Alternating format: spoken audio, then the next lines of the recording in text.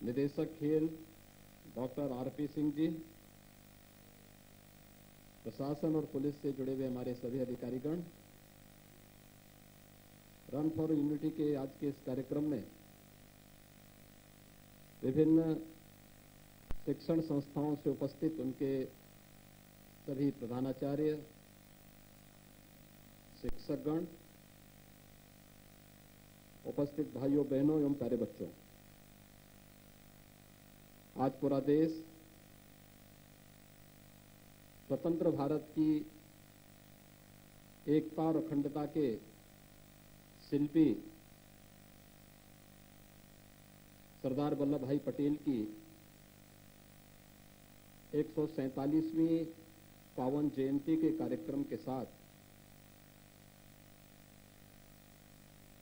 देश और समाज के लिए उनके द्वारा किए गए योगदान के लिए उनका स्मरण कर रहा है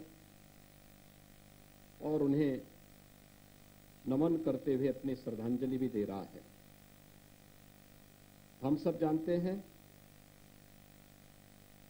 अंग्रेजों की कुटिल चाल थी भारत को कई टुकड़ों में बांटने की।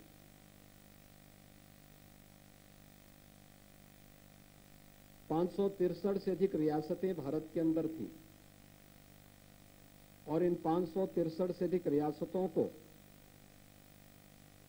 उस समय की ब्रिटिश सरकार ने इस बात की आजादी दी थी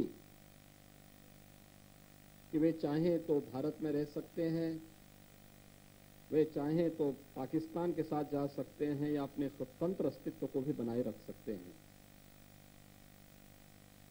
लेकिन अपनी सूझबूझ, संगठन क्षमता और अपनी मातृभूमि के प्रति उनके अगाध निष्ठा ने भारत को एकता के सूत्र में बांधते हुए सभी 563 से अधिक रियासतों को शांतिपूर्ण तरीके से भारत की वर्तमान भारत का हिस्सा बना करके उन्हें भारत का एक महत्वपूर्ण अंग बना करके वर्तमान भारत की शिल्पी के रूप में वे जाने जाते हैं। जूनागढ़ और हैदराबाद की रियासतें तो उस समय भी इस बात के लिए प्रयास कर रही थी कि वे स्वतंत्र अस्तित्व अपने बना लें या फिर पाकिस्तान के अंदर जा सकें, लेकिन उनकी एक नहीं चल पाई।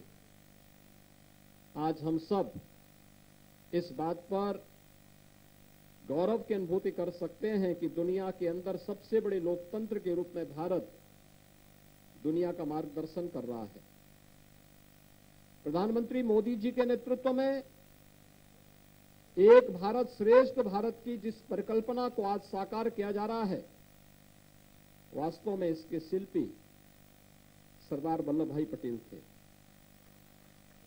सरदार वल्लभ भाई पटेल ने ये सपना देखा था।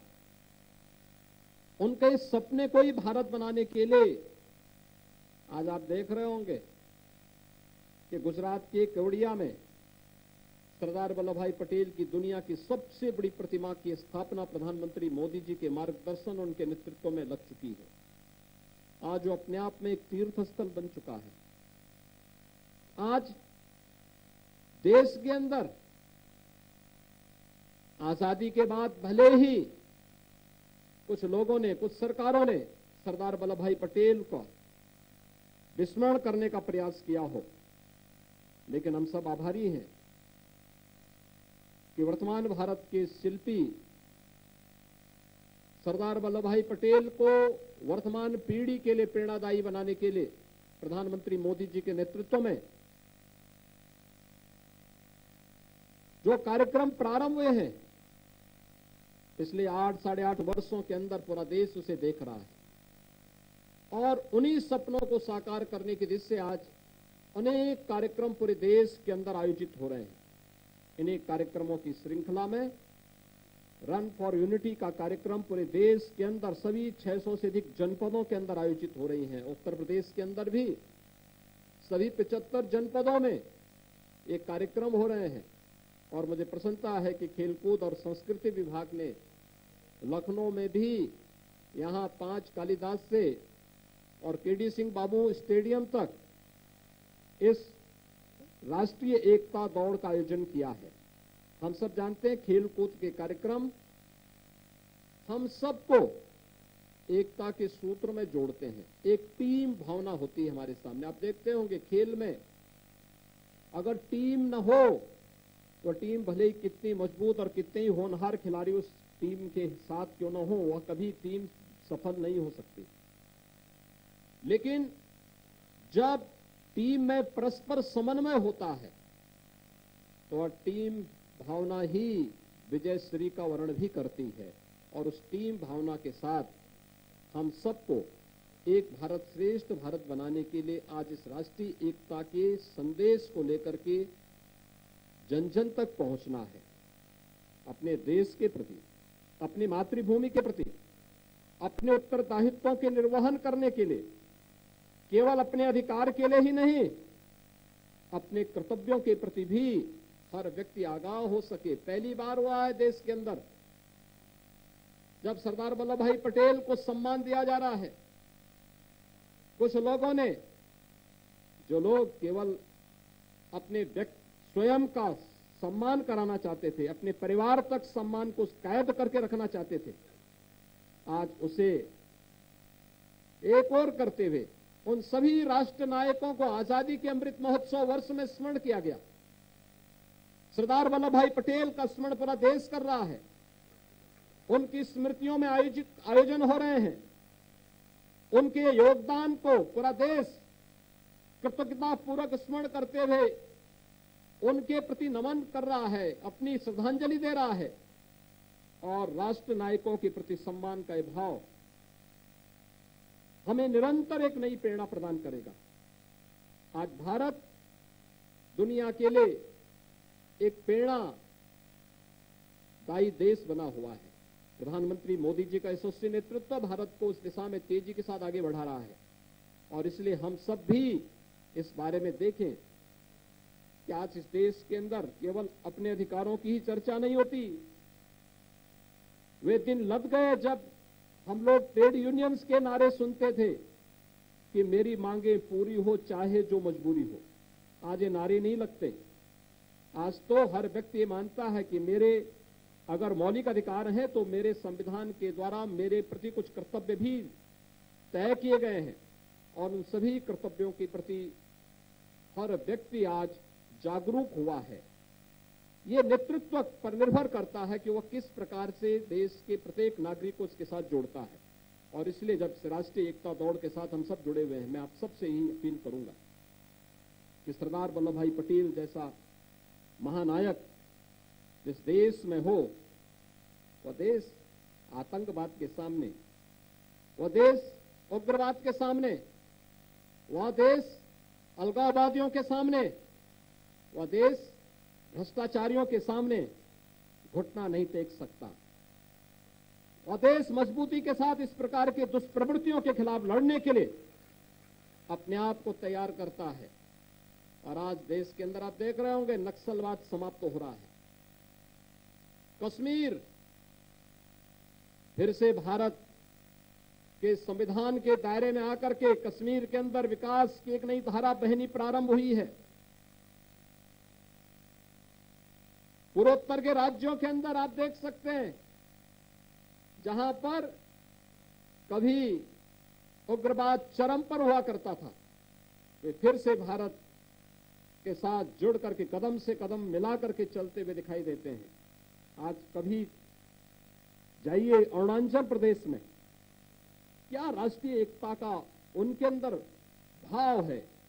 कोई भी अरुणाचल प्रदेशवासी जब आपस में मिलता है तो आपस में मिलकर के उनका संबोधन कुछ होता है तो वह केवल जय हिंद का होता है। यहां से सैकड़ों किलोमीटर दूर एक देश, एक प्रदेश का एक छोटा सा हिस्सा, आबादी कम है, क्षेत्रफल काफी बड़ा है, लेकिन देश का वह भाग आज भी भले ही कनेक्टिविटी उतनी बेहतर न रही हो, लेकिन आजादी के बाद भी वो भाव उनके मन में है कि हम भारत के हिस्से हैं और भारत के प्रति हम सबका दायित्व है। कभी कोई देश, दुश्मन देश वहां अतिक्रमण करने का प्रयास करता है, हो सकता है दुर्गम क्षेत्रों में हमारी सेना या पुलिस न पहुंच पाती हो, लेकिन वहां पर जाकर के वहां के लोग उनके सामने डट करके खड़े हो जाते हैं और कहते हैं हमारे देश का अतिक्रमण करने का तुम्हें कोई अधिकार नहीं है।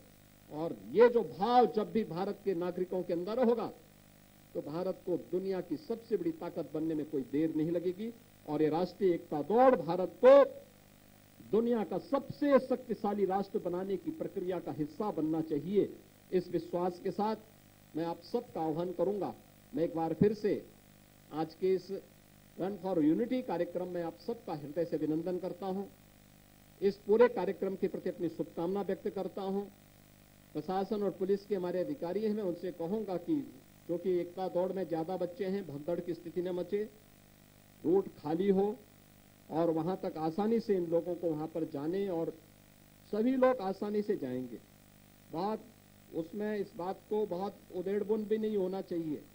दो साथ जिन लोगों को कोरोना हुआ होगा या जो तत्काल वायरल से ग्रसित रहे होंगे वे बहुत तेज नहीं दौड़ेंगे, इस बात को ध्यान में रखेंगे। आवश्यकता पड़ती है अगर थोड़ा भी शरीर उनका इजाजत न दे तो वे सभी अपने को दौड़ से अलग करवा देंगे। जो स्वस्थ हो और आराम से दौड़ सकते हो, ये दौड़ सामूहिक रूप से एक दौड़ का अभ्यास होना चाहिए। कोई रेस नहीं है कि हम लोग जाकर के फर्स्ट सेकंड थर्ड लेने का प्रयास करें। एक अभ्यास है, एक प्रयास है। इसलिए इस बात को ध्यान में रखेंगे। मैं एक बार फिर से इस पूरे कार्यक्रम के प्रति अपनी शुभकामनाएं देता हूं और आप सभी मेरे साथ शपथ दोहराएंगे।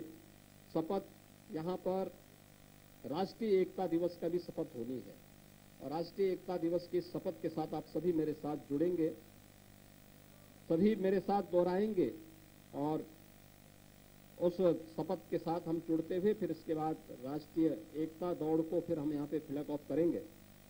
आप सभी मेरे साथ बोलेंगे, मैं सत्य निष्ठा से शपथ लेता हूं कि मैं राष्ट्र की एकता, अखंडता